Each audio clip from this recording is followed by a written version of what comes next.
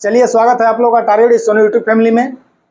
बिहार शिक्षक बहाली के लिए जो जीएस का क्लास चल रहा था आप लोगों का, उस क्लास के क्रम में हम अभी भूगोल का क्लास कंप्लीट किए हैं। एक लेक्चर और आपका जाएगा भूगोल के लिए, लेकिन उसके पहले हम सोच रहे हैं कि आपका बायोलॉजी भी कवर कर लिया जाए। ठीक है, तो बायोलॉजी में भी ज़्यादा नहीं, 7-8 वीडियो ही होगा आपका, अगर आप लंबा वीडियो देखने के लिए तैयार हैं तब। अदरवाइज 12-14 वीडियो चला जाएगा इसका। ये हम लोग का जब कंप्लीट हो जाएगा तो हम लोग के पास केवल और केवल बचेगा करंट अफेयर, जो 6 या 7 वीडियो में हम लोग उसको कंप्लीट कर लेंगे। क्लियर है? तो चलिए देर न करते हम लोग स्टार्ट करते हैं बायोलॉजी क्लास, जिसमें पहला लेक्चर होगा हम लोग का पाचन तंत्र।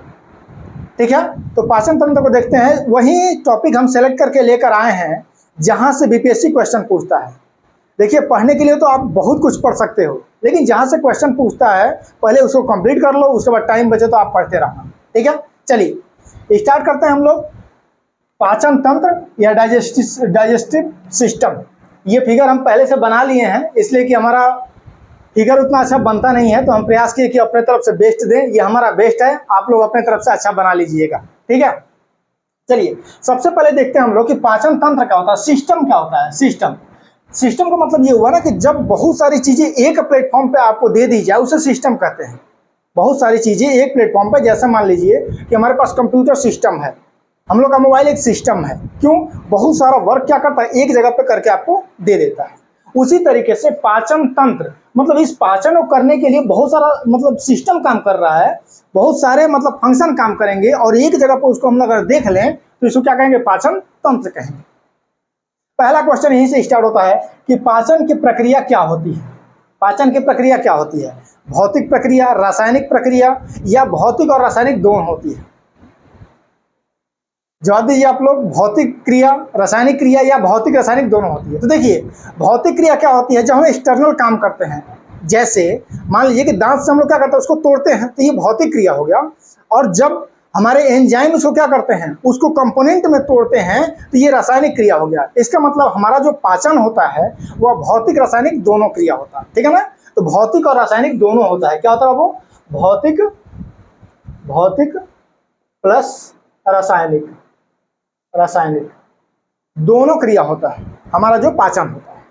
अच्छा, ईमानदारी से बताइएगा आप लोग, कितने लोगों को अभी तक पता है कि हमारा जो भोजन होता है हमारे पेट में जब जाता है तो इसमें एक आटा चक्की मशीन होती है जो पीसती है?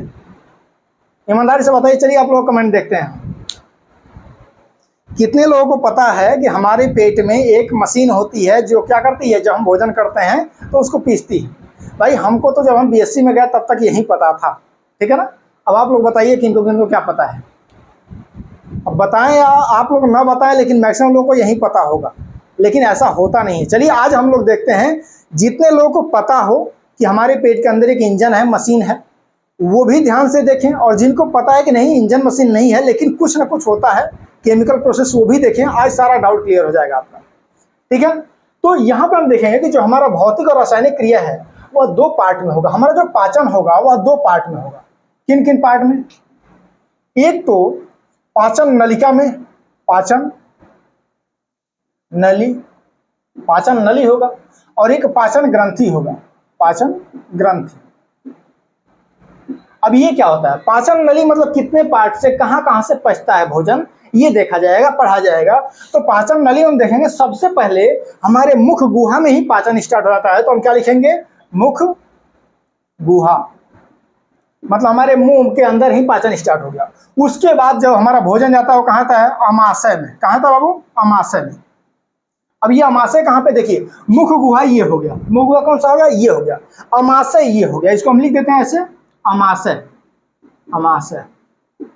ठीक है ना? स्टोमक हमारा पेट, जिसे हम क्या कहते हैं, पेट कहते हैं, वो लिख दिया गया यहाँ पे। उसके बाद हम क्या देख रहे हैं कि हमारा भोजन अमाशय के बाद कहाँ आता है, छोटी आंत में चला जाता है। कहाँ आता है? छोटी आंत में, छोटी आंत, स्मॉल इंटेस्टाइन। ठीक है ना? थोड़ा मतलब बोलने में दिक्कत हो जाती है। ठीक है, उसके बाद कहाँ आता है, बड़ी आंत में चला जाता है। कहाँ आता है? बड़ी आंत में, बड़ी आंत में। इतनी जगह से गुजरता है हमारा भोजन। तो ये पाचन नली है। मुख गुहा के पास अमाशय के पास छोटी आंत, छोटी आंत के बाद बड़ी आंत। ठीक है। अच्छा, अब ग्रंथि क्या होती है? इनके माध्यम से गुजरता है भोजन। भोजन यहाँ आया, भोजन उसके बाद अमाशय में गया, अमाशय के बाद छोटी आंत, ये जो नीचे दिखा रहा है छोटी आंत है, इसको लिख देते हैं छोटी आंत। और ये जो है ये ऐसे दिखाया गया है वो बड़ी आंत है। क्या है? वो बड़ी आंत है। ठीक है, बड़ी आंत है। तो यहाँ हमारा नली है जहां से भोजन हमारा पाचन तंत्र के दौरान गुजरता है।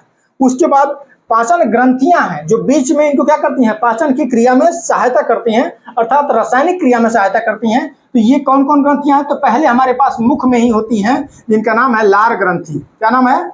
लार ग्रंथि। अच्छा, उसके बाद आ जाएगा तो पेट में, मतलब पेट हमारा अमाशय जिसको कहते हैं, स्टोमक कहते हैं। यहाँ पे एक ग्रंथि होती है, जिसे हम लोग कहते हैं हिंदी में जठर ग्रंथि। जठर ग्रंथि, ठीक है ना, जठर ग्रंथि या गैस्ट्रिक ग्लैंड कहते हैं उसको। क्या कहते हैं? गैस्ट्रिक ग्लैंड कहते हैं, स्टोमक में होता है। अच्छा, इसके बाद क्या होता है सर? इसके बाद आएंगे तो हमारा लीवर होता है, जिसमें बाइल ग्लैंड होता है। क्या होता है? बाइल ग्लैंड, मतलब पित्त की थैली, पित्ताशय। पित्ताशय, पित्ताशय, पित्त की थैली होगी। इसके बाद कौन सा होगा? अग्नाशय। हमारा कौन सा होगा? अग्नाशय। अग्नाशय, ठीक है ना, अग्नाशय। उसके बाद आगे जाएंगे तो छोटी आंत में भी हमारे पास ग्लैंड होती हैं, तो लिख देते हैं यहाँ पे छोटी आंत ग्लैंड, ग्रंथि। ग्रंथि, तो ये हमारी ग्रंथियां हो गई जो पाचन तंत्र में क्या करती हैं? सहायता करती हैं। क्या क्या हो गया?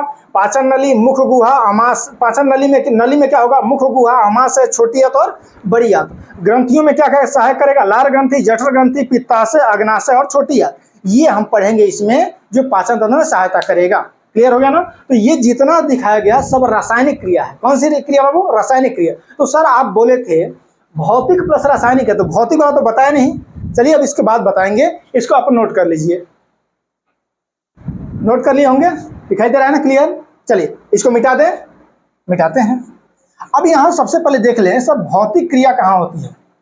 भौतिक क्रिया, तो भौतिक क्रिया तो मुख में ही स्टार्ट होती है, हाथ से ही स्टार्ट हो जाती है। जैसे आपको अगर हम दे दें रोटी सब्जी खाने के लिए, तो आप क्या करते हो? एक बड़ा रोटी ऐसे लेकर खा जाते हो? नहीं, पहले उसको टुकड़ों में तोड़ते हो। और कहा जाता है ना छोटा निवाला लेना चाहिए, ये नहीं कि इतना बड़ा बड़ा लेके जल्दी जल्दी निकल जाओ। छोटा निवाला टुकड़ों में आप तोड़ दिए, तो ये क्या, कौन सी प्रक्रिया थी? भौतिक प्रक्रिया है।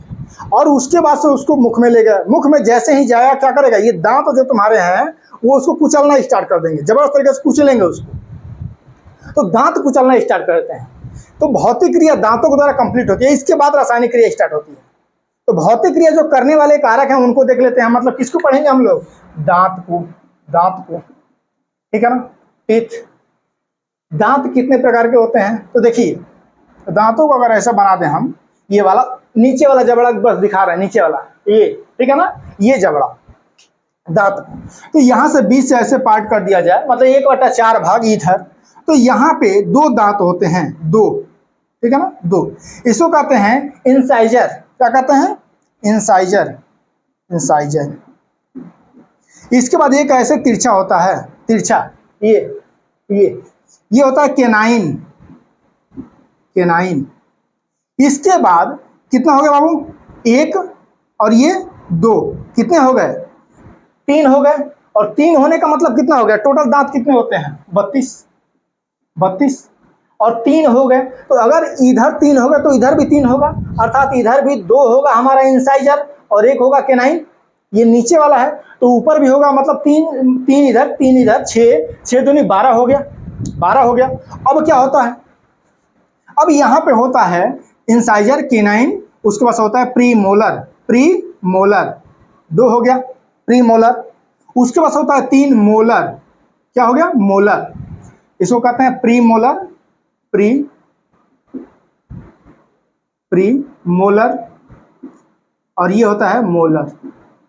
तो कितना होगा वो? 3, 2, 5, 1, 6, 6, 2, 8। इस साइड 8 है तो इधर भी 8 हो जाएगा, 2 यहाँ और 3 यहाँ, इधर भी 8 हो गया, 8, 8, 16। और ये नीचे वाले जबड़े में अगर 16 हो गया तो ऊपर वाले जबड़े में कितना हो गया? 32, 16 दूनी 32 दांत हो गए। तो हमारे पास दांत को देखा जाए तो कौन कौन सा होता है? इंसाइजर हो गया, केनाइन हो गया, प्रीमोलर हो गया और मोलर हो गया। अब यहाँ काम देखते हैं। तो इंसाइजर का काम होता है काटना, जैसे ये वाला काटने का काम करता है, ठीक है ना। जैसे आप देखते हो कुछ भी काटना, सेव ले लिया तो ऐसे करके काटते हो उसको, ठीक है। ये केनाइन जो होता है वो क्या काम करता है? केनाइन फाड़ने का काम करता है। जैसे कुछ आप काट रहे हो, ऐसे काट रहे हो और कट नहीं रहा है, तो ऐसे थोड़ा सा तिरछा करते हैं यहाँ पे और ला के फाड़ देते हैं, मतलब फाड़ने का काम करता है। अब यहाँ पे ध्यान रखिए, केनाइन हमारा जो है वो अवशेषी अंग है। क्वेश्चन पूछा गया है, केनाइन कौन सा अंग है? अवशेषी। अवशेषी मतलब क्या होता है? वैसा अंग शरीर का जो पहले तो हम यूज करते थे लेकिन अब यूज नहीं करते हैं। इसका मतलब क्या हुआ?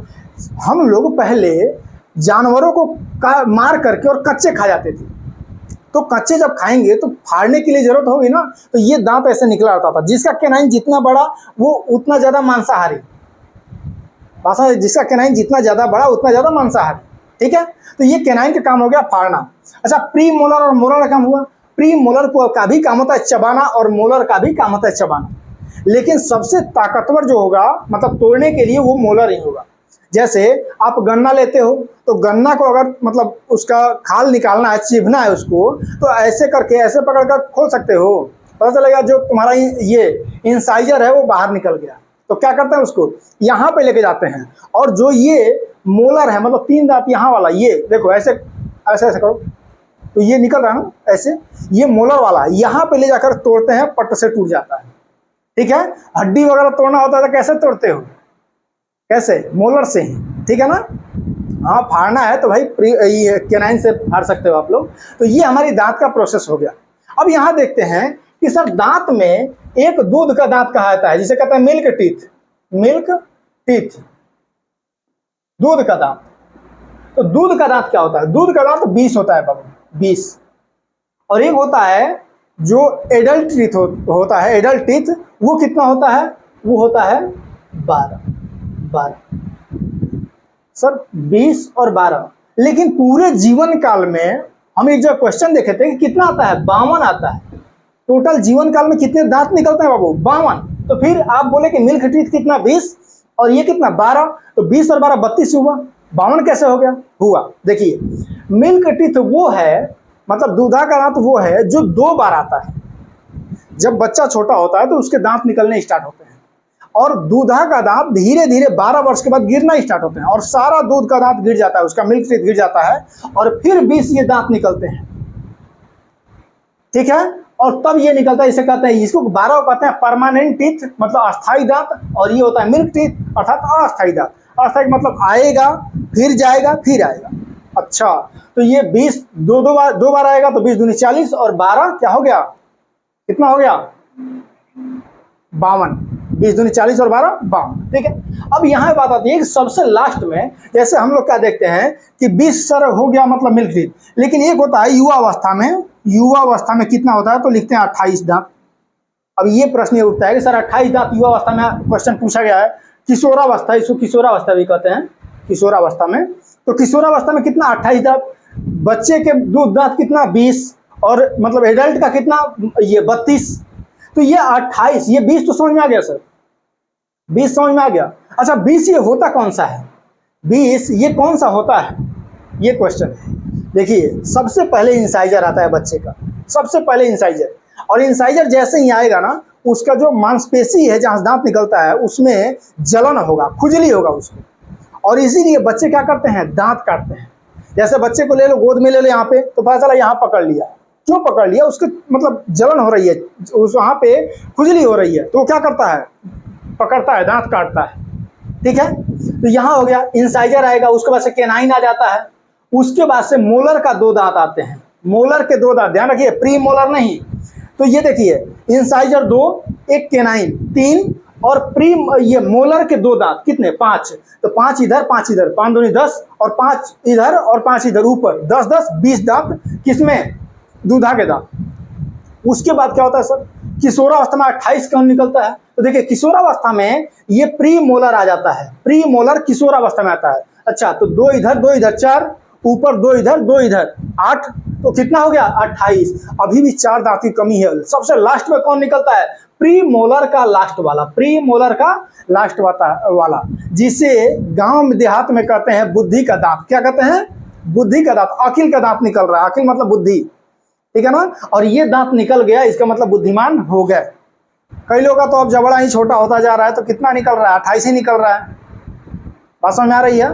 तो अपना अपना तो आप लोग काउंट कर लीजिए कि 32 है कि 28 है। ये देख लीजिएगा। अगर 28 है तो अभी बुद्धि की कमी है, और 32 है तो बुद्धिमान हो गए अकॉर्डिंग टू साइंस, जैसा कहा जाता है। ठीक है, तो ये दांतों के बारे में था, उम्मीद है आप लोग नोट कर लिए होंगे। अब एक चीज और आता है कि सर दांत का ऊपर का जो पार्ट होता है, जैसे सफेद दांत क्यों दिखता है? एनामल की वजह से, एनामल या इनामल कई जगह कहते हैं। यहाँ इसकी वजह से दांत क्या होते हैं? सफेद दिखते हैं। और दांत का सबसे कठोर पार्ट जो होता है वो कौन सा होता है? इनामल होता है। जैसे आप देखते हो कई लोगों का दांत का यहाँ टूट जाता है थोड़ा सा, तो अंदर हल्का सा पीलापन ललाहू दिखता है दांत, तो वो अंदर वाला है। ऊपर का जो इनामल होता है ना, वही कठोरता प्रदान करता है। और अगर आप कोई भोजन कर रहे हैं, कुछ भी कर रहे हैं, जैसे पानी पी रहे हैं, जिससे फ्लोरीन की मात्रा हो, तो उसी एनामल का क्षय होता है, जिससे फ्लोरोसिस नामक बीमारी होती है। ये भी क्वेश्चन पूछा जाएगा कि दांत में एक बीमारी होती है, इसका नाम फ्लोरोसिस, वो किसकी वजह से होती है? तो फ्लोरीन की वजह से। क्या क्षरण होता है, क्या क्षय होता है? तो किसका होता है? एनामल का होता है। क्लियर हो गया यहां से? अच्छा, सबसे मजबूत पार्ट ये हो गया, शरीर का सबसे मजबूत मांसपेशी कौन सा होता है? जबड़ा का मांसपेशी, ये वाला जबड़ा का मांसपेशी, ठीक है ना, सबसे मजबूत। तो ये हो गया दांत के बारे में। अब चलते हैं हम लोग, फिजिकल हम लोग का कंप्लीट हो गया। अब चलेंगे हम लोग कौन सा? रासायनिक, जो पाचन स्टार्ट होगा उसको देखेंगे। नोट कर लिया आप लोग? स्क्रीनशॉट ले लीजिए। चलिए अब स्टार्ट करते हैं हम लोग। अब रासायनिक में स्टार्ट करेंगे कि मुख गुहा में पाचन कैसे स्टार्ट होता है। यहां तक समझ में आ रहा है ना सबको? चलिए, समझ में आ रहा है तो वीडियो देख रहे हो तो लाइक कर दो, ठीक है। इस बार बीच में बोला है लाइक करने के लिए, नहीं तो लास्ट में बोलते हैं। तो वीडियो को लाइक कर दीजिए और दोस्तों में शेयर कर दीजिए। चलिए स्टार्ट करते हैं। तो सबसे पहले जैसे हम चबा लिए जब भोजन को, तब क्या होगा? आप देखते हैं कि जैसे भोजन चबाते हैं, अच्छा उसको फील कर सकते हैं, जैसे भोजन चबाते हैं आप तो उसमें सॉरी, उसमें कुछ मिल जाता है, और वो क्या मिलता है? लार मिलता है।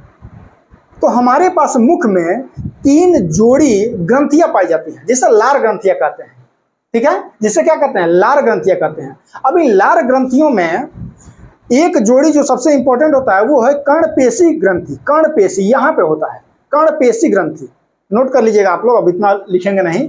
कर्णपेशी ग्रंथि, ठीक है। और इस कर्णपेशी ग्रंथि से, सॉरी, कर्णपेशी ग्रंथि में जो अगर वायरस आ जाए, वायरस लग जाए, तो वहां गलसूगा मैया निकल जाती है, या मप्स कहते हैं।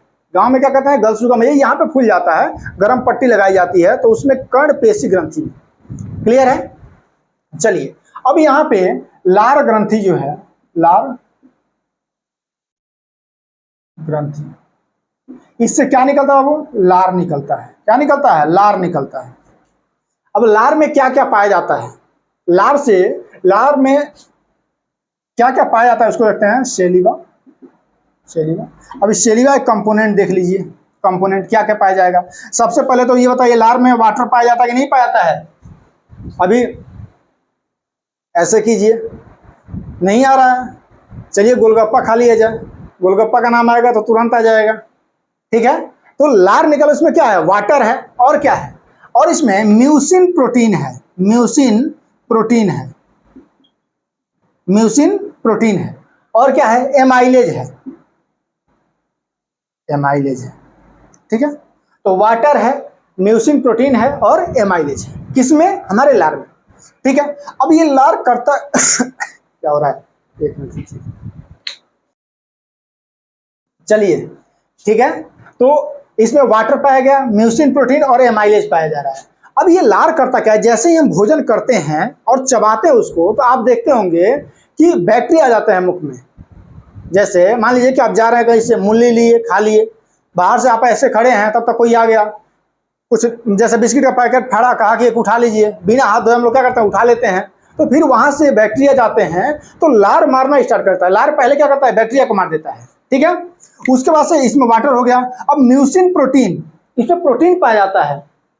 आपको शायद पहली बार सुन रहे होंगे, आश्चर्य हो रहा होगा कि हमारे लार में प्रोटीन है।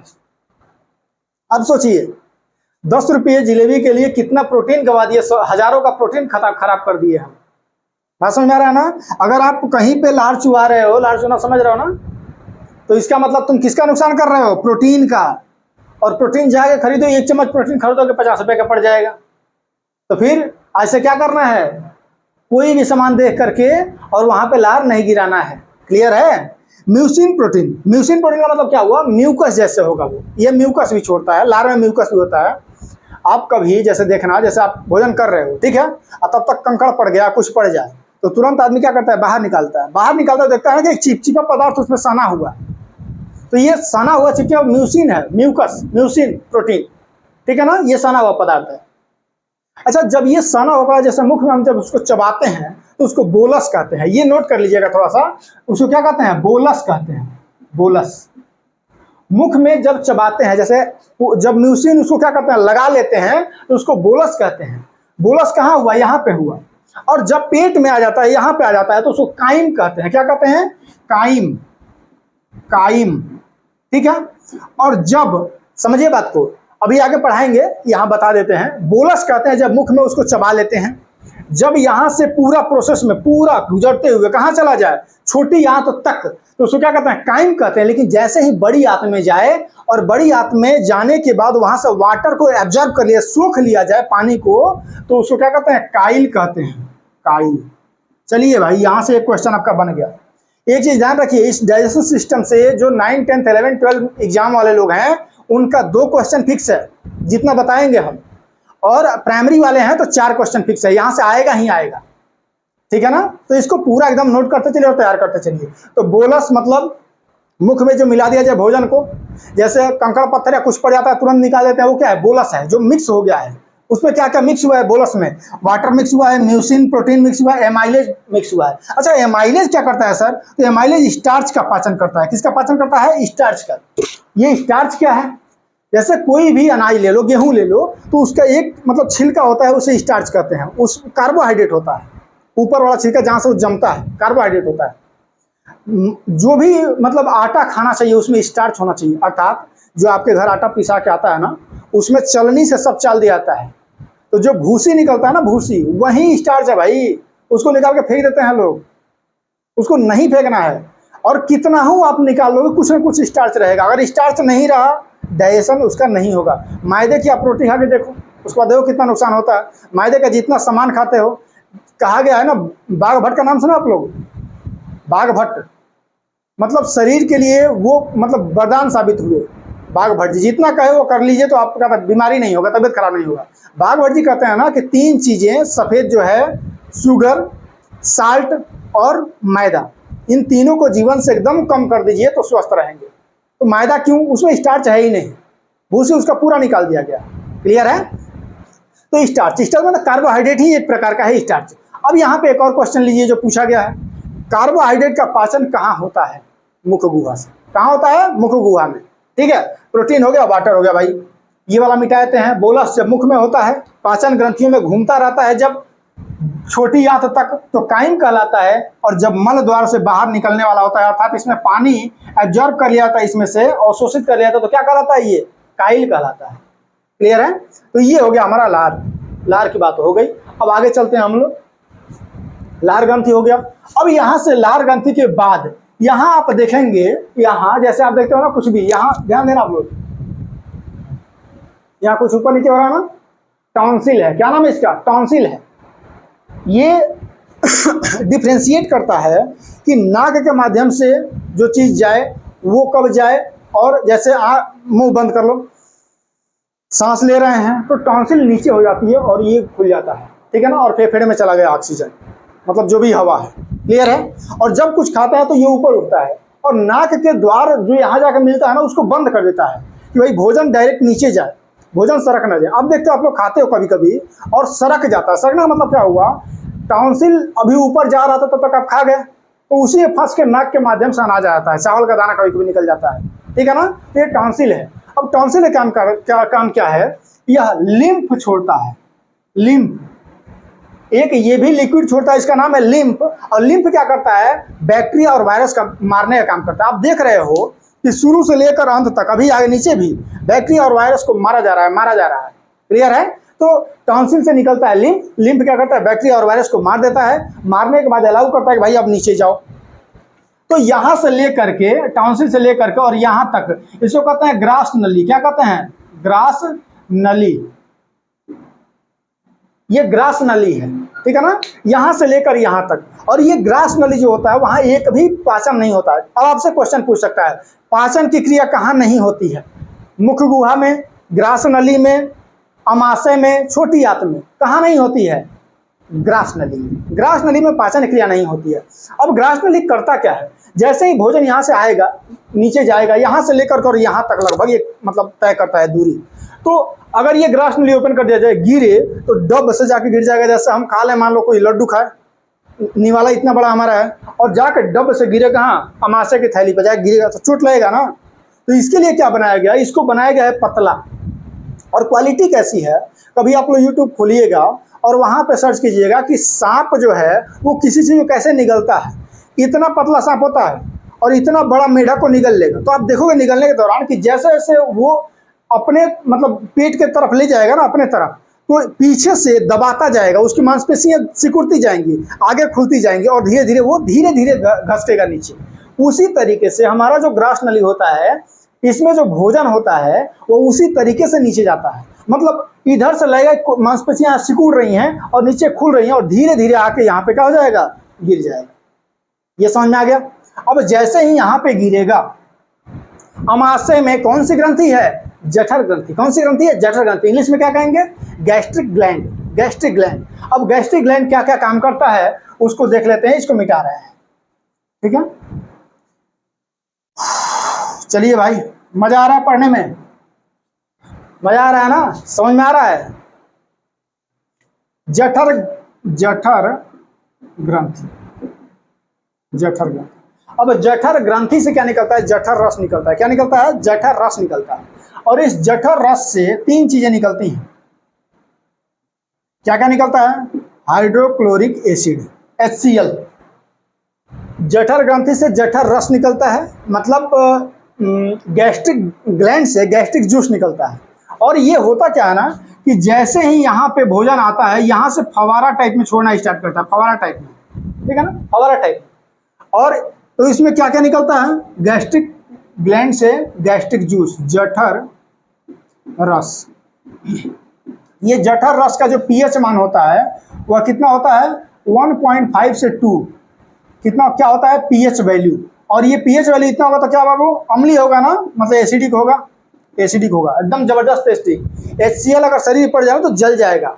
HCl शरीर पड़ जाता है तो हाइड्रोक्लोरिक एसिड है, एसिड है, जल जाएगा। और यही HCl क्या निकल रहा है? हमारे अमाशय में निकल रहा है। अच्छा, एक क्वेश्चन पूछ दे, लार जो निकला, लार उसका कितना पीएच होता है? तो 6.8 to 7.2 पीएच स्केल पे इसका वैल्यू होता है। किसका? लार का। लार, ठीक है। और इसका कितना होता है? 1.5 से 2 होता है पीएच स्केल वैल्यू, जो जठर रस निकलता है जठर ग्रंथि से। जठर रस में क्या होता है? HCl होता है। उसके बाद क्या होता है? पेप्सिन होता है। पेप्सिन होता है। उसके बाद क्या होता है? रेनिन होता है। रेनिन। अच्छा, मतलब pepsin, rennin, HCl। Sir HCl क्या करता है? तो HCl जितने वायरस बैक्टीरिया लिम्फ से भी बच करके नीचे आ गए, जैसा थोड़ा ढीठ टाइप के थे कि नहीं हम जाएंगे ही जाएंगे, और यहाँ से टॉन्सिल को पार करके, अभी टॉन्सिल लिम्फ निकाली है तब तक धक्का देकर आगे निकल गए, उनको मारने का काम करता है कौन? HCl। उसके बाद क्या करता है? छोटे छोटे कंपोनेंट में तोड़ता है। मतलब इसका तोड़ने का मतलब पाचन कर रहा है? नहीं, जो भोजन हम चबा लिए और उसको अरे कितना टुकड़ा में कर सकते हैं? इतना छोटा टुकड़ा कर सकते हैं। तो केमिकल तो इससे निकलेगा नहीं जो हमको बॉडी को चाहिए, उसको और छोटे छोटे कंपोनेंट में तोड़ता है। और तोड़ करके इसको यहाँ पे तोड़ने में इसको कितना टाइम लगता है? लगभग 4 घंटा। 4 घंटा तक क्या होता है? अमाशय में भोजन रहता है। सबसे पूछे कि लंबा समय तक कहाँ भोजन रहता है, तो अमाशय में लगभग 4 घंटा, ठीक है, अमाशय में भोजन रहता है। अच्छा, ये जो HCl निकलता है वो कितना निकलता है? तो जब हम भोजन करते हैं ना यहाँ पे, तो एक लिमिट होना चाहिए जहाँ भोजन हमारा रुक जाना चाहिए। और ये लिमिट जैसे ही आता है, यहाँ से ब्रेन को मैसेज जाता है, और ब्रेन को जितने देर में मैसेज जाता है, हम लोग की स्पीड होती है कि 3-4 रोटी और हम क्या करते हैं? दबा देते हैं। ब्रेन के पास मैसेज चला भी गया कि अब खाना क्या करना चाहिए? रोक देना चाहिए। फिर भी अगर कोई टेस्टी चीज़ बना है तो 2-4 और दबा देते हैं। अब दबाने पे क्या होगा? यहाँ तक तो तुम भोजन भर लिए, और जितना भोजन रखोगे उससे ऊपर ही HCl रहेगा, तभी तो तोड़ेगा ना। HCl यहाँ तक भर गया। अब HCl यहाँ तक भर गया, जितना भोजन को पचाने के लिए HCl चाहिए उससे ज़्यादा दिया, लेकिन इतना भोजन तुम कर लिए कि अब वो पच नहीं रहा है, तब क्या होगा? जैसे ही हिच एंड ब्लिच होगा, हिच एंड ब्लिच मतलब हिचकी आएगी, ये भोजन इधर उधर होगा, तो हिचकी जब आएगी तो ये यहाँ से खुलेगा थोड़ा सा और HCl ऊपर जाएगा, और जैसे ही यहाँ से पार करेगा, इसमें तो समझ में नहीं आएगा, ग्रास में नहीं समझ में आएगा, जैसे ही यहाँ से पार करेगा ये जलेगा, क्योंकि हाइड्रोक्लोरिक एसिड है ना, और जलेगा तो हम लोग क्या कहेंगे? एसिडिटी हो गया। क्या कहेंगे? एसिडिटी हो गया है। बात समझ आ गया? एसिड है ना तो एसिडिटी जल रहा है। गांव में लोग क्या कहते हैं? गांव में लोग कहते हैं जलन हो रहा है, मतलब गला जलन कर रहा है, गला जल रहा है, तो एसिडिटी हो गया। अब एसिडिटी हो रहा है, तुम क्या करते हो? तुरंत जाते हो डॉक्टर के पास और कहते हो सर हमको एसिडिटी हुआ है, तो क्या देता है आपको? इनो। और इनो का डिमांड बढ़ रहा है। इनो मिलता था 3 रुपये में, मिल रहा है 10 रुपये में। कारण क्या है? कारण ये है कि लोगों की हैबिट बिगड़ रही है। हैबिट बिगड़ेगी तो एसिडिटी बढ़ेगा, एसिडिटी होगा तो इनो की जरूरत पड़ेगी। सर इनो में होता क्या है?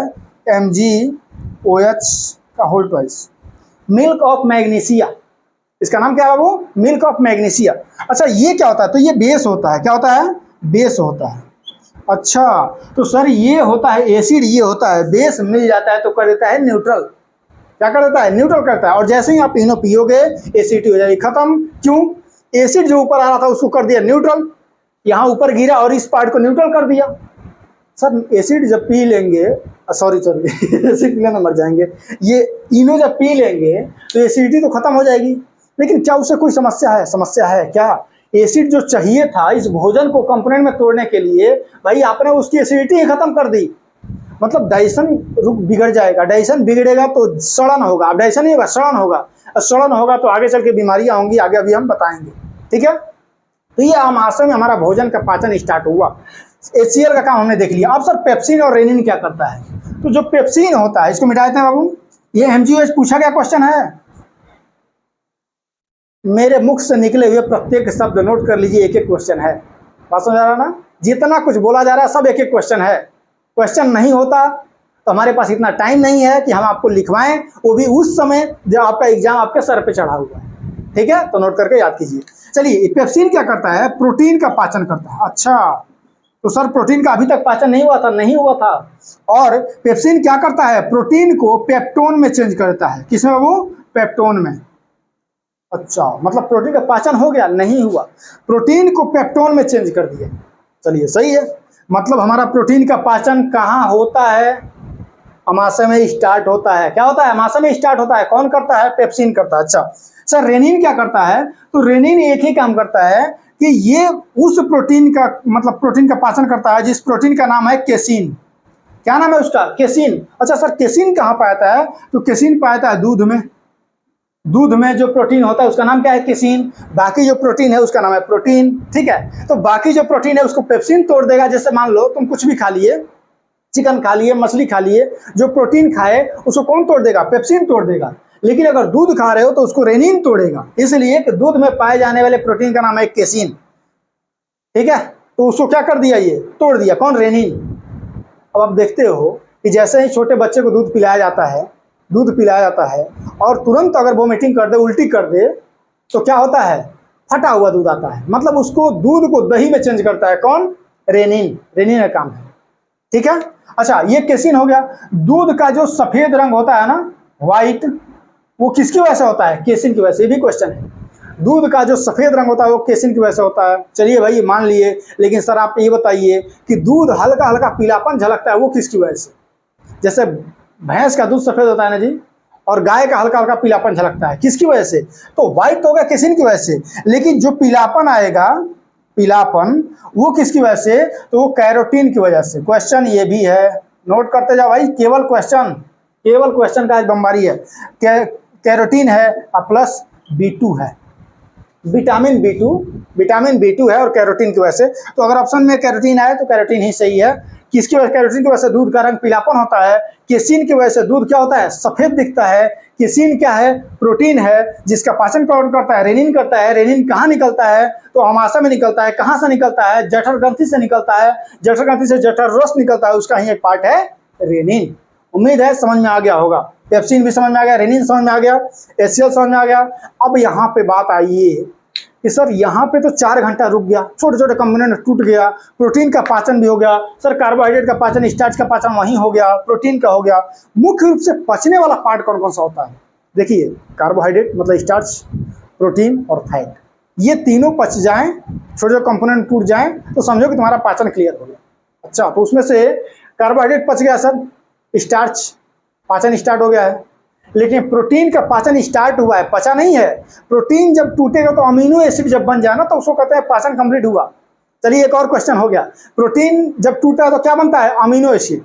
प्रोटीन जब टूटता है तो क्या बनता है? Amino acid. और अमीनो एसिड जब टूट जाएगा तो ग्लूकोज में एनर्जी में कन्वर्ट होगा, तो वहां से अमोनिया गैस निकलती है और वहीं से यूरिया बनता है।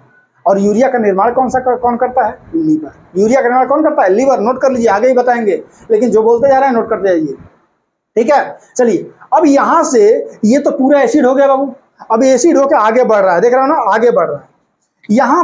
यहाँ पे एक द्वार होगा जो ऐसे खुलेगा, 4 घंटे बाद ही खुलेगा, ये भी निर्धारित कर लो। तो ये अब यहां से लेकर के और यहां तक यहाँ पे एक ऐसे निकाल दो, ये क्या है बाबू? कोई बता देगा? कमेंट बताओ, ये क्या है? ठीक है, चलिए, यहां से लेकर यहां तक क्या कहलाता है? छोटी आंत। क्या है? छोटी आंत। अब यहाँ पे छोटी आंत जो है वो 3 पार्ट में है। इसको मिटा दे क्या? इसको नोट कर लीजिए, मिटाते हैं, उसके बाद उसको समझाते हैं।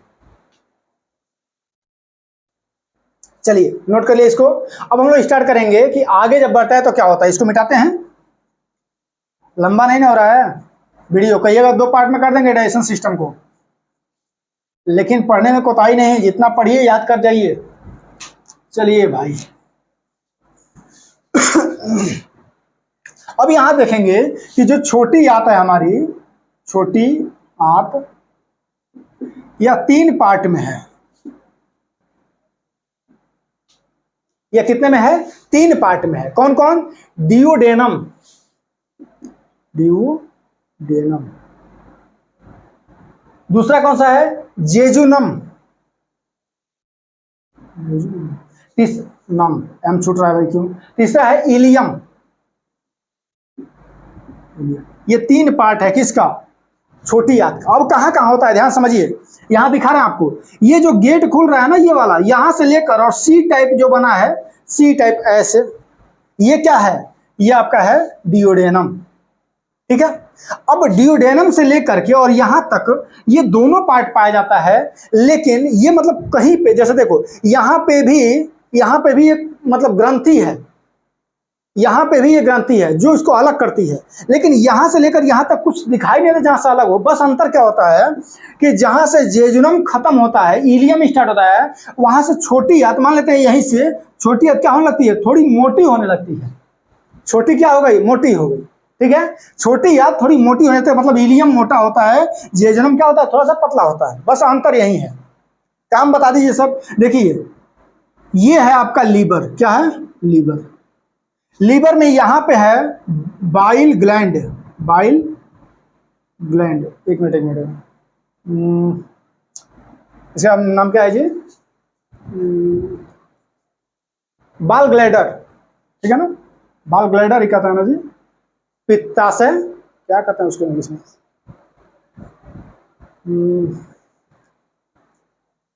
Gall bladder. देखो भाई, गाल ब्लैडर, सॉरी हो जाता है कभी कभी। गाल ब्लैडर यहां पे लगा है, गाल ब्लैडर, ठीक है, पित्त की थैली जिसे कहते हैं हिंदी में। और ये है पूरा लीवर, लीवर में ही होता है गाल ब्लैडर। तो यहां से इसी डियोडेनम में, देखिए क्वेश्चन पूछा जाएगा कि जो हमारा लीवर होता है या गाल ब्लैडर होता है, और जो हमारी ये क्या है वो, ये पेनक्रियाज है, अग्नाशय है, अग्नाशय पेनक्रियाज है। तो पेनक्रियाज जुड़ी हुई है और यहाँ गाल ब्लैडर जुड़ा हुआ है, मतलब लीवर भी जुड़ा हुआ है। तो क्वेश्चन पूछा गया कि छोटी आंत के किस पार्ट में, छोटी आंत के किस पार्ट में आपका अग्नाशय और ये लीवर जुड़ा हुआ होता है? तो किस पार्ट में? डियोडेनम में। छोटी आंत का सबसे पहला पार्ट छोटा होता है, सबसे छोटा कर्व होता है, इसमें जुड़ जाता है। सर इसमें काम क्या होता है? इसमें कुछ नहीं, डाइजेशन में काम नहीं होता है। इसमें काम बस ये होता है कि इसमें से 2 हार्मोन रिलीज होते हैं। अब हार्मोन का नाम मत पूछिएगा, इसलिए पूछा नहीं जाता है। ये हार्मोन करते क्या है कि जैसे ही ये गेट खुलेगा, जैसे ही गेट खुलेगा यहाँ से हार्मोन रिलीज होगा इसमें से, और कहेगा अग्नाशय से, ये कहेगा इससे लीवर से कि तुरंत बाइल जूस भेजो। क्या भेजो भाई? गाल ब्लैडर से क्या निकलेगा? Bile juice. बाइल जूस, तुरंत बाइल जूस भेजो। क्यों भेजो? इसलिए कि छोटी आंत कहता है ना कि भाई देख लो, ये हो गए हैं क्या, ये क्या हो गए हैं? एसिडिक। हमको न्यूट्रल चाहिए भाई। एसिडिक आएंगे हम एक्सेप्ट नहीं करेंगे, चाहे पाचन हो या टूटे फूटे, हम नहीं एक्सेप्ट करेंगे। अब प्रॉब्लम खड़ा हो गया ना, तो खड़ा हो गया। तो ये कहता है जो डियोडेनम है, छोटी आंत का पार्ट, आप निश्चिंत रहो। हम क्या करते हैं, कुछ व्यवस्था करते हैं। बात किया लीवर से कि भाई आप बाइल जूस भेजना जो बेसिक नेचर का हो। किस नेचर का हो? बेसिक नेचर का। तो बाइल जूस का पीएच मान कितना होता है, सब पूछ दे। तो ये 8 के करीब होता है। कितना होता है? 8 के करीब होता है। अच्छा, तो ये बेसिक हो गया, मतलब इधर से एसिड आएगा, इधर से बेसिक मिल जाएगा, तो न्यूट्रल हो जाएगा। हाँ, न्यूट्रल कराने का जिम्मा कौन लिया? छोटी आंत का डियोडेनम लिया। इसका मतलब सर छोटी आंत के डियोडेनम में जो भोजन आता है वो एसिडिक का आता है। लेकिन जो ये पार्ट है जेजुनम और इलियम, ये दोनों कहता है कि हमारे पास अगर एसिड आया, एसिडिक भोजन आया, तो समझो कि हम मतलब बहुत बुरा होगा। डियोडेनम कहता है कि भाई आप निश्चिंत रहिए, हम करते हैं काम। और तुरंत बात करता है किससे? लीवर से। और कहता है कि आप गाल ब्लैडर से कहिए कि पित्त की रस निकले, बाइल जूस निकले, और बाइल जूस यहाँ से क्या करता है? रिलीज करता है, और बाइल जूस उसको न्यूट्रल करता है भोजन को। अच्छा, बहुत बढ़िया किया भाई। और क्या करता है? बाइल जूस में क्या क्या कंपोनेंट पाता है ये देखेंगे हम लोग। तो बाइल जूस में सोडियम पाता है और बाइल पिगमेंट। यहाँ पे लिखा बाबू, यहाँ पे लीवर, गाल ब्लैडर से क्या निकला? Bile juice. Bile juice, bile juice में क्या क्या पाया जाएगा? सोडियम, Na और बाइल पिगमेंट। बाइल पिगमेंट, ठीक है ना? ये दो चीज निकला। तो सोडियम क्या करेगा? सोडियम वसा को तोड़ता है। वसा क्या करता है? तोड़ता है। ठीक है। अब यहां पे एक और क्वेश्चन नोट कर लीजिए। वसा को तोड़ने की प्रोसेस को क्या करता है? इमल्सिफिकेशन। क्या कहता है बाबू? इमल्सिफिकेशन। नोट कर लीजिएगा, लिख नहीं रहे हैं। वसा को तोड़ने का प्रोसेस क्या कहलाता है? इमल्सिफिकेशन। वसा कहाँ तोड़ता है, टूटता है? डियोडेनम में। अच्छा, यहाँ पाचन हो रहा है? नहीं भाई, पाचन नहीं हो रहा है। जैसे उधर से वसा आया, लीवर यहाँ से गॉल ब्लैडर से के तरफ से क्या छोड़ दिया? Bile juice. बाइल जूस में सोडियम है, सोडियम तुरंत वसा को तोड़ दिया और वसा को एब्जॉर्ब कर लिया। वसा को तोड़कर क्या कर लिया? एब्जॉर्ब कर लिया। अच्छा, वसा को जब एब्जॉर्ब करेगा तो प्रश्न ये उठता है कि सर जो हम भोजन किए होंगे और उस वसा में जो विटामिन घुली हुई गई होंगी, जैसे हम भोजन कर रहे थे तो उसमें घी भी खा रहे थे और घी के साथ साथ सलाद खा रहे थे, गाजर खा रहे थे, तो सर ये vitamin A, vitamin B, vitamin C सब गई हैं, तो वो कहाँ गई? वसा में घुल के जा रही थी ना। तो जितनी विटामिन वसा में घुलने वाली होगी वो लीवर एब्जॉर्ब कर लेगा। अच्छा, अब बात आती है कौन कौन सी विटामिन घुलती है। क्वेश्चन यहाँ पे आ गया।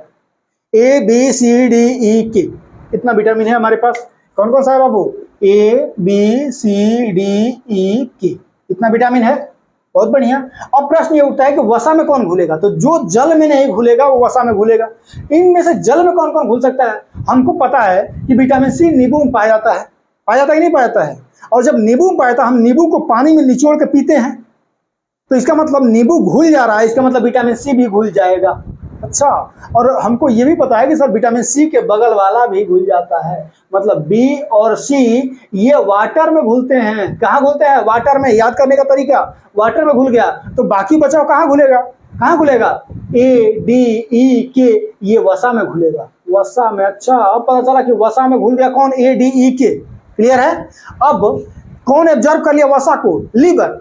लीवर जब ऑब्जर्व कर लिया तो विटामिन ए डी ई के कहां चला गया? लीवर में। अच्छा, इसका मतलब सर अगर हम लीवर को खाएं तो विटामिन ए मिलेगा 100%। कॉड लीवर का नाम सुना? मछली का तेल कहां से निकलता है? लीवर से। कॉड लीवर, उसमें क्या पाया था? विटामिन ए और विटामिन डी भरपूर मात्रा में पाया था। विटामिन ए और विटामिन डी भरपूर मात्रा में। अच्छा, लीवर क्या है? लीवर मतलब यकृत। लीवर मतलब क्या हुआ? यकृत। इसी को कहते हैं जिगरा। क्या कहते हैं? जिगरा। या आप मतलब जाते हो तो कलेजी कहते हो ना, कलेजी या कलेजा, तो क्या है? लीवर है, लीवर। और ये चीज जान लो, लीवर जिसका स्ट्रांग डाइजेशन सिस्टम, उसका स्ट्रांग, जिसका डाइजेशन सिस्टम स्ट्रांग, उसकी मतलब उसकी ताकतवर उसका शरीर होगा एकदम जबरदस्त। और जो ताकतवर होगा उसी को लोग कहते हैं ना कि मतलब जिगरा है, कलेजे वाला आदमी है, जबरदस्त है, तेज तरार है। क्यों? उसका लीवर है भाई, लीवर स्ट्रांग है। लीवर अगर ज्यादा मात्रा में फैट जो खाएगा तो वसा को एब्जॉर्ब कर रहा है, तो खुद फैटी हो जाता है। क्या करेगा, वसा कितना तोड़ेगा, ज़्यादा हो गया तो खुद फैटी हो जाएगा, मोटा हो जाता है लीवर। और जब मोटा हो जाएगा लीवर में कोई दिक्कत होगी तो आपका सोडियम नहीं आएगा, बाइल पिगमेंट नहीं आएगा। अब बाइल पिगमेंट नहीं आएगा, सोडियम नहीं आएगा, तो फिर वसा को तोड़ेगा कौन? वसा को तोड़ेगा नहीं तो और बीमारियां फैल जाएंगी। क्लियर है? तो ये हमारा लीवर का काम। अब यहाँ पे देख लेते हैं कि सर सोडियम का काम आपने बता दिया, इमल्सिफिकेशन का काम करता है, अर्थात वसा को तोड़ने का काम करता है। बाइल पिगमेंट क्या होता है? बाइल पिगमेंट क्या होता है? तो बाइल पिगमेंट में दो प्रकार की चीजें निकलती हैं। एक को कहते हैं बिलीरुबिन, और एक को कहते हैं बिलीवर्डिन। अच्छा, ये क्या होता है सर? तो बिलीरुबिन करता क्या है ना, बिलीरुबिन जो हमारा पिगमेंट है, ये बिलीरुबिन निकलेगा, और अगर अधिक मात्रा में निकलने लगे तो रोग हो जाता है पीलिया।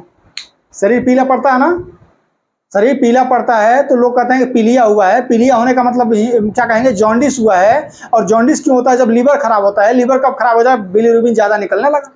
सर लेकिन बिलीरुबिन का काम क्या होता है, क्यों निकलता है? ये पीलिया होने के लिए निकलता है? नहीं भाई, देखो आगे बताएंगे, थोड़ा सा बता देते हैं। जब यहाँ से छोटी आंत से बड़ी आंत में भोजन जाता है ना, तो यहाँ पे इन नलियों में केवल और केवल पानी का अवशोषण होता है। और जब पानी का अवशोषण हो जाता है तो उसी में जो लीवर बिलीरुबिन निकाला है, बाइल पिगमेंट, उसको मिला दिया जाता है। तो ये सर जो बड़ी आंत है वो क्या काम करता है? केवल पानी का अवशोषण करता है। बदले में क्या देता है? बदले में दो चीजें, बिलीरुबिन मिक्स कर देता है लैट्रिन में, और म्यूकस छोड़ता है। म्यूकस का मतलब क्या हुआ कि जब पानी निकाल दिए तुम तो वो तो टाइट हो जाएगा। टाइट होगा तो म्यूकस मतलब कुछ ऐसा लसीला पदार्थ होना चाहिए जिससे लैट्रिन क्या हो जाए, बाहर निकल जाए। तो लसीला पदार्थ निकल गया, और इसीलिए लैट्रिन का कलर कैसा होना चाहिए? बिलीरुबिन मतलब पीला। ठीक है ना, बिलीरुबिन मतलब पीला। अच्छा, जैसे उसका कलर देख के भी बीमारी डॉक्टर लोग बताते हैं, इसी वजह से बताते होंगे। ठीक है ना, ये वाला पार्ट होता है रेक्टम। क्या कहते हैं? रेक्टम। आगे बताएंगे, अभी चलिए यहाँ आगे बात तो बता देते हैं, छोड़िए आगे ही बताएंगे। ठीक है ना, ये रेक्टम होता है जहाँ पे जो मल होता है वो जाके जमा होता है। लैट्रिन क्या होता है? जमा होता है। चलिए भाई, तो ये हो गया हमारा बिलीरुबिन, बिलीवर्डिन, बाइल पिगमेंट में और सोडियम में। अच्छा, लीवर की बीमारी कौन कौन सी होती है? अच्छा, लीवर का काम क्या होता है? तो लीवर का काम क्या होता है? वसा को अवशोषण करना, वसा का पाचन कराना। चलिए ये भी समझ में आ गया सर। विटामिन ए, डी, ई, के को क्या करता है? ऑब्जर्व करता है। भाई वसा में घुलनशील है तो जाएगा ही। और क्या करता है? शरीर के ताप को नियंत्रित करता है। शरीर के ताप को नियंत्रित करता है। ठीक है, शरीर के ताप को नियंत्रित कर लेता है। और ग्लाइकोजिन का मतलब संरक्षण करता है, रखता है अपने पास ग्लाइकोजिन को। ठीक है ना, ग्लाइकोजिन क्या है अभी जब पाचन वाले में आगे आएंगे तो उसको समझाएंगे। यहां तक हम लोग पहुंच गए। अब आइए आगे आ रहे हैं तो जस्ट नीचे आएगा तो तुरंत जुड़ा हुआ है यहाँ पे अग्नाशय। अग्नाशय एक ऐसी अच्छा हाँ, लीवर के बारे में। और शरीर की सबसे बड़ी ग्रंथि कौन सी है? लीवर है। शरीर की सबसे बड़ी ग्रंथि लीवर है। इसका वजन कितना होता है लीवर का? लगभग 1.5 kg, 1.5 किलो। ठीक है ना, लगभग कितना होता है? 1.5 kg होता है। ठीक है, सबसे बड़ी ग्रंथि है। भाई लीवर को बचा कर रखना चाहिए। इसकी बीमारी हम लोग देख लेते हैं।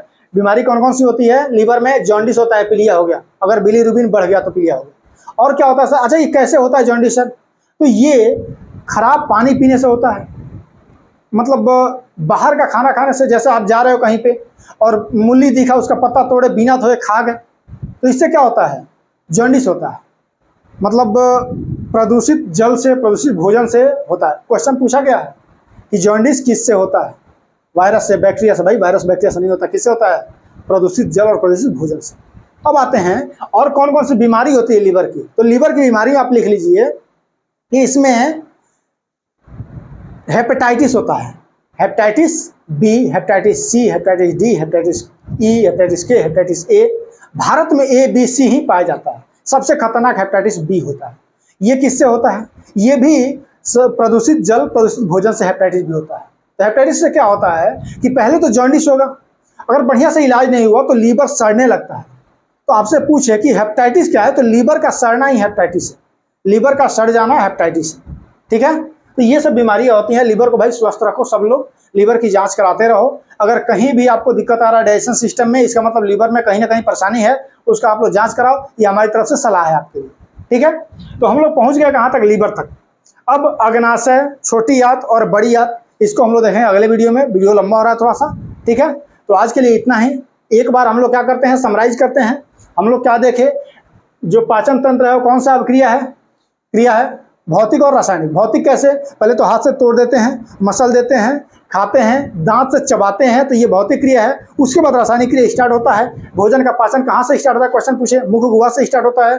भोजन के पाचन में कौन कौन सी नलियाँ होती हैं, तो भोजन के पाचन में आपका कौन कौन सा नली होती है, पहला मुख गुहा, दूसरा ग्रास नली में पाचन नहीं होता है, ग्रास नली में पाचन नहीं होगा। अमाशय, अमाशय के बाद आ गया ये छोटी आंत, उसको से बड़ी आंत यहाँ पे होता है, ठीक है। उसको से कौन कौन सा ग्लैंड काम करता है, तो यहाँ पे लार ग्रंथियाँ, जठर ग्रंथियाँ, ये बाइल ग्लैंड मतलब पित्त की थैली, उसके बाद से अग्नाशय, उसके बाद से छोटी आंत, यहाँ पे ये सब क्या करते हैं, ग्लैंड काम करते हैं। तो ऊपर से दांत को देखते हुए, लार ग्रंथियों को देखते हुए, ये सब कुछ देखते हुए हम लोग नीचे आए। अमाशय में देखे, अमाशय से क्या क्या निकलता है, HCl निकलता है, पेप्सिन निकलता है, रेनिन निकलता है। पेप्सिन क्या करता है, प्रोटीन का पाचन करता है। रेनिन क्या करता है, केसिन नामक प्रोटीन का पाचन करता है। ये सब देखे। उसके बाद से आगे आए तो लीवर क्या काम क्या है, लीवर में कौन कौन सी बीमारी होती है, लीवर में जो पित्त की थैली। अच्छा हाँ, एक चीज और होता है, यहाँ पे गाल ब्लैडर में स्टोन पाया जाता है, जिससे हम लोग क्या कहते हैं, पित्त की थैली में पथरी हो गया है लोग कहते हैं।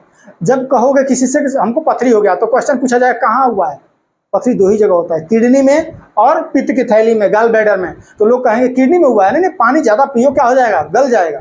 किडनी के पथरी को तोड़ना और मतलब उसको बाहर निकलना आसान है, लेकिन दिक्कत कहाँ होती है, जब पित्त की थैली ये पत्थर कहाँ हो, पित्त की थैली में हो, गाल ब्लैडर में हो, तब क्या होता है, इसको काट के निकाल दिया। तो अच्छा सब निकाल दिया जाएगा, तब कहाँ से पित्त का रस जाएगा, भाई पित्त का रस बनाने का काम लीवर का है। क्वेश्चन पूछे कि बाइल जूस बनता कहाँ है, लीवर में स्टोर होता है, पित्त की थैली में, थैली है, निकाल दिया जाएगा बाहर, काम खत्म उसका।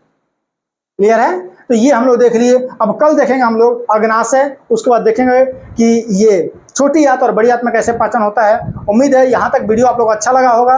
अगर अच्छा लगा है तो क्या कीजिए, चैनल को सब्सक्राइब कर दीजिए, और सब्सक्राइब किए हैं तो लाइक कर दीजिए, और पढ़ते रहिए, मस्त रहिए, हंसते रहिए और स्वस्थ रहिए। स्वस्थ रहेंगे आप तो आपका दिमाग भी स्वस्थ रहेगा, और दिमाग स्वस्थ रहेगा तो जो ही पढ़ेंगे वो याद होगा, ठीक है।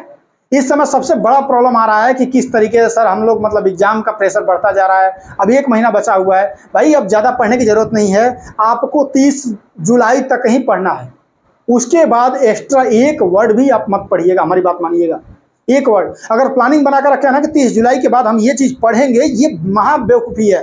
30 जुलाई के बाद प्लानिंग बनाई, 1 अगस्त से हमको 20 अगस्त तक रिवीजन करना है। रिवीजन कैसे करेंगे, इसका प्लान हमसे पूछिए, हम बताएंगे आपको। पढ़ने का प्लान कृपया मत पूछिए हमसे। 30 जुलाई तक ही आपको पढ़ना है, उसके बाद नहीं पढ़ना है। हम भी पढ़ाएंगे 30 जुलाई तक, उसके बाद रिवीजन कहिएगा तो स्टार्ट कर देंगे रिवीजन आपको। हाँ, करंट अफेयर आप पढ़ सकते हैं, लेकिन इस सिलेबस में अब मत जाना कि यहाँ तक होगा, ये होगा, वो होगा। अभी रखे हैं कि हम हिस्ट्री पढ़ेंगे, यार जितना पढ़े उसको अब रिवीजन करते रहो ना, रिवीजन करते रहो, मस्त रहो, एकदम मस्त रहो, स्वस्थ रहो। मिलेंगे अगले वीडियो में। जय हिंद, जय भारत।